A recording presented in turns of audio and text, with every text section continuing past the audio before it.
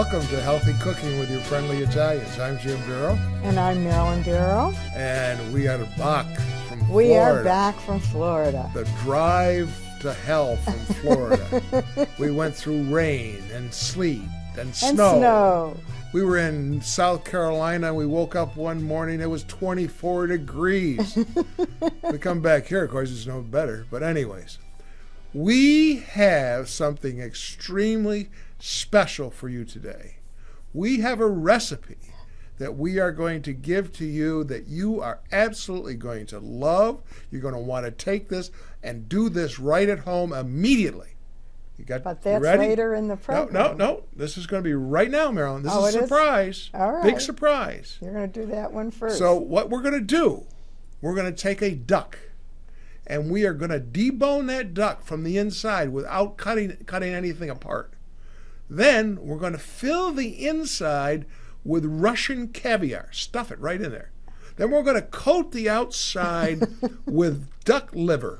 I don't think so. And then we're going to wrap that in pastry. We're going to bake it. We're going to slice it. And we're going to serve it on a bed of chocolate mint ice cream.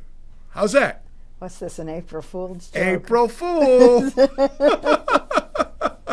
I knew that. He would never do that. Yeah. I had you for a minute, though. You did. All right. So. Well, anyways, happy April Fool's Day. And, today you could be down freezing. No, not freezing. You could be down on Catherine's Creek with a fishing pole, elbow to elbow with the rest of the fishermen out there trying to catch a trout. Baseball season has started. Right. So, and then my favorite cousin, Bobby DeSaio, turning 90 years old. I wish you, Roberto, a very happy birthday. And we're going to go celebrate on Saturday, or on Sunday, yes, Saratoga Springs. So we're going to go help celebrate his 90th birthday. So really what we're going to talk about today is we're going to be talking about pasta.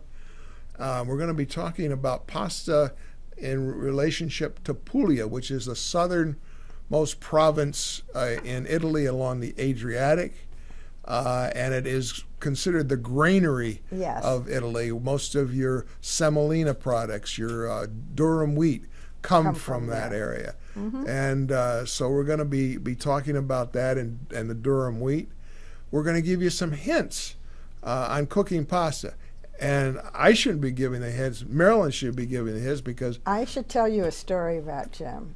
You're gonna let it out of the bag right now, right? Well, we're talking about hints of cooking pasta. Apparently, there's some new ways that you don't have to use as much water, but the tried true method of cooking pasta is copious amounts of water, salted water. You put the salt in. You put the salt in when it's cold and bring it to a boil. You put the salt in when it's boiling. Boiling. All right. Okay, but the point is that you need a lot of water. A lot more than I did. So Jim, when he was in college, they convinced him that he should make pasta.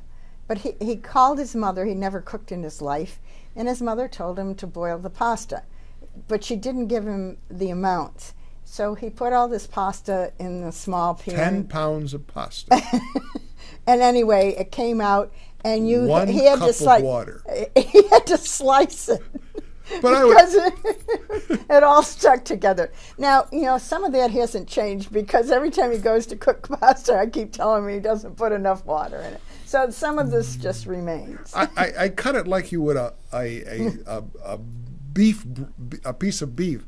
I sliced it, and I said, "Well, we're down in Virginia. They don't know anything about pasta." And they ate it. Yeah, the sauce took care of everything. Yeah. But anyways, we're going to do that, and we're going to a drum roll, please. I have a recipe that has been a deep guarded secret for many, many years.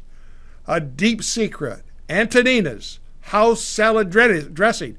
Today, right here on this program, you are going to hear what those ingredients are with a little differentiation. Well, interpreted by Jim Bero, but otherwise. And you can interpret any way you want. And we're going to do from Puglia, a semolina escarole bean soup. So that's what we're going to do. So let's first do a little demonstration on the egg fettuccine alla carbonara. That is now this Francesco Tripoli came and he talked about the right way of making a carbonara, and he makes a wonderful, wonderful carbonara. So we're going to give you that restaurant. We're going to give you a little come into our kitchen, and we're gonna make the carbonara. And it's light. It's easy to make.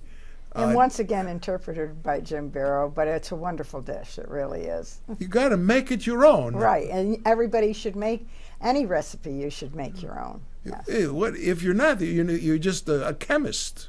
You got to add things. Go ahead. We're going to show it to you right now. Here we go. There I am in the kitchen with a nice. What's the name of those pots that I got there, Marilyn? They're the best going. Get them out the outlet mall.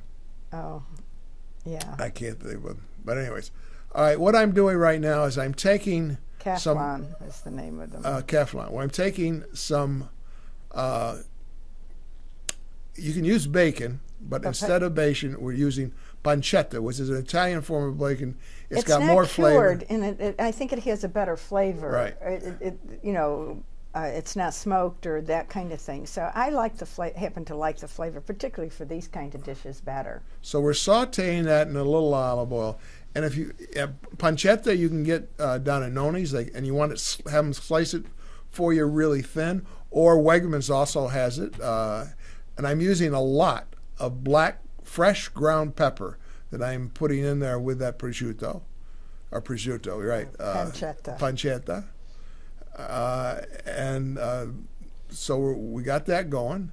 We're going to let that brown up a bit, shake it around, and now we are going to add. We're going to take an egg and we're going to separate the egg yolk in one little cup and egg white. You see how I do that from one side to the other and there you go. We got the egg yolk, and we're gonna be using that. Now I'm putting in there a half a cup of pasta water. All right, into that mixture, and now. And the pasta water is really good because there's starch from the pasta water, and that sort of helps thicken your sauce. That's why some cooks encourage you to use the pasta water. And over fairly low heat, I'm adding the egg white, and I'm getting that all frothy, and I keep whisking that together slowly. Don't want it to curdle on me, okay? Get that all in there. And so this, as I say, this is a very simple recipe, because now what we're going to do is add the pasta. Now, I've got regular pasta because I didn't have any egg fettuccine, but egg fettuccine is actually better than this. So I'm adding that to the pasta, stirring it up if I don't get everything all over. I tend to be a very sloppy cook. But, that's for sure. So here we go again. See, all right. So we're gonna stir that around, and now we're going to add some peas that I've cooked off. Give it a little color. Again, you don't have to add peas if you don't want to, or you can add any kind of vegetable you want. Yeah, or you don't have to, would be wonderful. Asparagus is great in this dish. And now I'm adding some pecorino Romano cheese, and we're about ready to go. Now this is a very easy dish to do last minute. And add a little bit more water. And you could leave if you wanted to make it a vegetarian, you could leave the pancetta out and use like onions and mushrooms. You could. Or something like that. If you were a vegetarian, you could do that and have a very good meal. Do it, but you could. But you're not a vegetarian. I'm not a vegetarian. So thank God. Although I do like vegetables. All right. So we're all ready to plate the carbonara. I've got my utensils to get it all into a nice dish. Now I'm going to show you. Next thing we do is sort of neat. Got that all there. Remember that egg yolk that I have? We're going to make a hole in the middle of this thing. We're going to take that egg yolk and put that right down the middle of that. Oh, I put the cheese on first. Okay. Here comes the egg yolk. And there's the egg yolk. Egg yolk. And the heat of the pasta will cook that. Right. A little parsley on top. And and drizzle of olive oil. There you go. And one last thing that is missing, some wine. So you drink my wine, swirl that pasta around, and you have a carbonara that is not that fattening. It doesn't have any creaminess in it, which you don't want. You don't want a creaminess. It's a great dish. So there you go. So you should try that at home. Let's talk, Marilyn. This is your bailiwick now. What? About tips with pasta. You talked before about using a large... There has to be a lot of water. The ratio of 1 pound of pasta to 6 quarts of water. Exactly. And when the water brings it to a boil, you add 3 tablespoons of kosher salt, and now you're ready to bring the pasta into it. And you cook it till al dente. And what al dente means is to the tooth.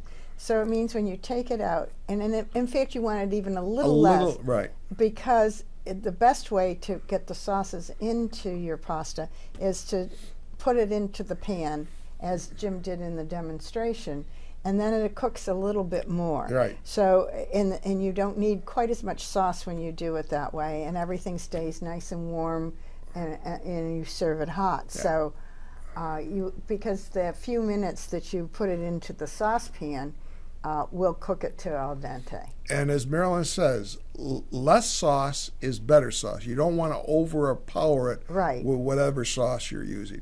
If you're using olive oil to start your sauce with, make sure you don't let the olive oil smoke. If you're using butter, put cold, unsalted butter in to get things started. And don't bring it to a boil. Whether red sauce, white sauce, whatever. Do not bring it to a boil. And I know that there's people that have said to put olive oil in your pan when you're boiling pasta. Don't do that. No. It's not very good. And then when you're finished with it and you've added your pasta to it, along with a half a cup of pasta water, take it off the heat and add your cheese, your grated cheese, off the heat. Now, if you want something that is really intense, and I would say you should do this when the weather gets better, we can get fresh tomatoes. Just take and boil your pasta, take it off the stove, and add to it some fresh herbs and raw tomatoes. Drizzle it with a lot of olive oil, and you'll find that really creates a really intense, wonderful flavor. And that's when you have all these wonderful and all the heirloom tomatoes and all those kinds of things. It really is very, very tasty. And if you really want to get fancy with your pasta, take your thongs when you put it in a dish and sort of roll it up into like a volcano, and it makes a nice presentation. And if you don't want to drain your pasta, you can use your heavy tongs too to just bring it and put it into the pot, and then it's not all this draining. You may lose a few pieces of pasta, but that's okay. No big deal. All right. The moment is here, Marilyn. Okay, the special. Antonina's house salad dressing. Never been heard of, never would be given out, but I, along with Peter Koch, found it on the Bridge Street Bridge. And Antonina's was very close to And I have interpreted, that isn't even a word. Interpreted it your own way. I've interpreted it. Now, I'll tell you why I've interpreted it. The secret to this salad dressing is the use of Gemma oil. It is really hard to find. And it comes in gallons. I haven't seen it in smaller quantities ever, and I haven't seen Gemma oil in the grocery stores in a very long time. It used to be very prevalent, but... So I'm not going to buy a gallon, if I could find it, of Gemma oil. So I had to change that a bit. So what I did is I took 1 tablespoon of olive oil and 1 tablespoon of canola oil and add to that 1 tablespoon of apple cider was the secret, right? Yeah. And put it in a metal bowl, a mixing bowl, okay? And this is you got to use a metal mixing bowl, okay? Now to that, you add 1/8 of a teaspoon of garlic powder. Exactly. Season that with salt and pepper, and put your salad. You can either use they usually used iceberg. Iceberg. Jim likes to put a little escarole in it too. And this is important now. Once it's in there, you've got to get in there with your hands and mix that all up. Mix it with your hands so everything is so. Well, my mother used to mix her salad with her hands. I remember that. And Amy Padula's mother used to too. So mix it all together. Now, until it's well coated. Now sprinkle it with some Parmesan cheese and dried oregano, and you have some semblance of Antonina's house salad dressing that you got right here. Right here. Understand that? Okay. So we'll see. I don't know. Jim's been experimenting with it. So. Well, we're on a roll. Let's go to another recipe. All right. Okay. Right? So you're going to do another pasta now. We're going to do another pasta. Pasta alla vongole. Marilyn's favorite pasta to eat at Antonina's. Absolutely the best. Go there and have it. You mean at not Avicoli's. Go there. It's wonderful. I'm going to give you the recipe for it. It's very, very simple. And the first thing you do is when you go out to buy the clams, they've got to feel like rocks. If they're light, they're no good. If you see them opening or you see cracks in them, don't buy them. Right. So you're going to heat 6 tablespoons of olive oil. You're going to add some minced garlic to it, and you're going to cook that for about 3 minutes. You're going to add 6 tablespoons of dry white wine, some hot pepper flakes, and 2 dozen clams. And you're going to stir them until they just start to open. Now, if some of them will not open, get rid of them. Yes. Or if some of them are already open before you put them, get rid of them. Don't put them don't even put them in the pan if they're already opened. So now you just cook that for about 5 minutes until they start to open. Remove the clams. Add a pound of cooked pasta and a 1/2 cup of pasta water into that broth. Yeah, again, the pasta water thickens it a little bit. And then add your clams and stir for about 2 minutes so they're nice and open. Stir in some fresh parsley, and there you have it. Well, how can it be any simpler than that, right? And it's wonderful. It's a really good dish. Pasta dish. It really so you should try that. And boy, we've got some good recipes here. We do. All right, I want to talk about a couple other things. Keuka Lake Wine Trail is putting on this weekend Viva Italia, and what it is. They for 2 days, Saturday and Sunday, they have wines and regional Italian foods at all the places, and it's a 2-day ticket. Costs $30. You can go to email of KeukaLakeWinery.com to get information and get that. You should if the weather looks like it's going to improve, and you might want to do that. But the big thing we got going is my wife has got many, many hats. She's extremely talented in many things. She's an artist.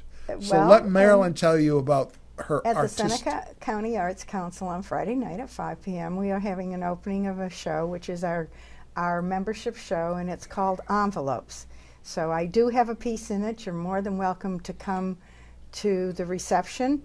But also, it'll be on for a month. Just go into the Arts Council anytime and look at the show. It's very creative. It's wonderful. Everything is an envelope? Reused. Everything has to have an envelope. It has to be a picture. It can be a 3D. It can be anything. Sounds you can reuse them, whatever. But every picture, every entry has to have an envelope in it. Yes. And if you buy Marilyn's, she'll sign it for you. It's already signed. Oh, it's already signed. Excuse me. All right. All right. Last recipe we have is a pasta with a semolina and escarole soup, which comes from Puglia, and is the soup really of people that couldn't afford meat, basically. Right. I mean, so many of these dishes depended on what was available in the area and what people could afford or what people could use. I mean, they were very creative in their cooking, but this is certainly very simple and sounds wonderful. You take and heat up 2 tablespoons of butter, unsalted cold butter, along with about 2 cups of scallions. And you can use almost all the scallions. You're going to slice them up. You don't want the very, very ends because those are probably a little dry or a little tough. But you can use almost the whole scallion. Then add to that, after you've washed some escarole, chop it up, add that, add salt and pepper, and cook it for about 3 minutes and stir it around. Then add 6 cups of hot chicken stock. Bring that to a boil, then slowly add the semolina, and you want to continually stir that. You have to stir, otherwise it's going to stick together. And you're going to turn it down to a simmer. Right. You're going to cover it, and you're going to cook it for about 20 minutes. Then you're going to add 1 can of cannellini beans, heat that for about 3 minutes, and then add some Parmesan cheese and a sprinkling of olive oil, and you have a very, very good, simple soup. Yes. That's good for you. And again, this can be simply made vegetarian by using a vegetable broth rather than the chicken broth. Right. And you do have your protein, you have all these things, and I'm sure in the old days, that they probably used whatever was in the garden for their greens or whatever. You know. So semolina and soup, semolina and pasta. The best breads are breads that are made, are called semolina breads. Right. In fact, Noni's has it too. Right. And they say that the Puglia area comes the best semolina bread. But so we're back with you. We missed you, and coming up is Easter in a couple weeks. Right. And we are going to do a Easter thing. Right. We're going to tell you what we're having for Easter dinner. Some Italian, some Greek, something else. And we're going to give you some Easter recipes. And we can discuss there's all kinds of Easter traditions in the different provinces of Italy. Yeah. So we will discuss some of those kinds of... I might even give them a Easter ricotta pie. Well, yeah, ricotta pies are big. All kinds of things. All right. And so we're going to do that. All right. Did you enjoy? Gave you a lot of great things today. Right? Gave you our secret away. And make sure you try that duck. That duck is fabulous. Okay? I don't think so. But anyway. Anyway.